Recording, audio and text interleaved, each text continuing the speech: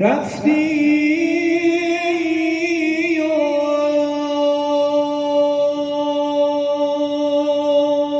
روز مرا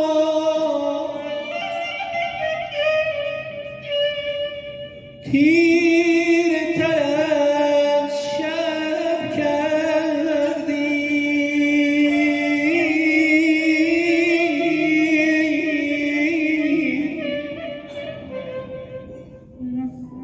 بی تو در ظلمتم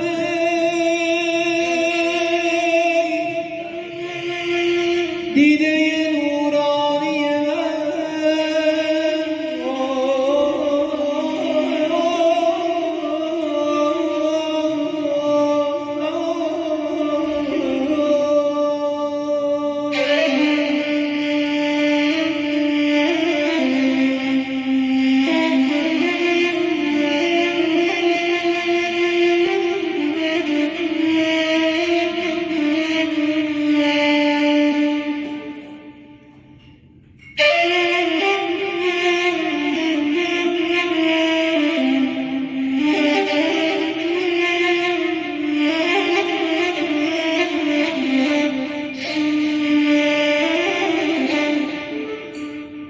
بی تو عشق و غم و حسرت همه مهمان منند.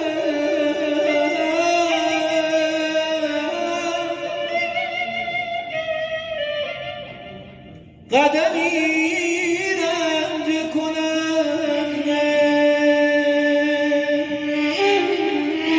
به میهمانی من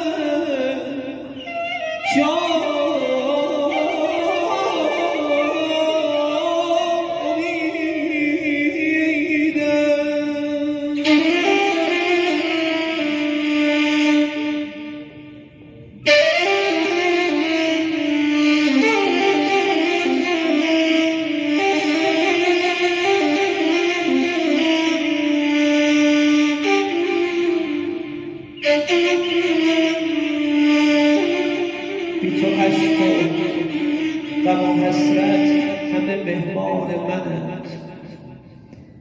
قدمی رنج کن از مهر به مهمانی من. عضو جمعیت حق گشتی دیگر نخوری غم تنهایی و مهجوری و حیرانی من. هر وقت غمی تو دلم داشتم بابا فقط به تو میگفتم. هر وقت دلگیر بودم تو بودی که آرامم میکردی. دیگر نخوری غم تنهایی و مهجوری و حیرانی من.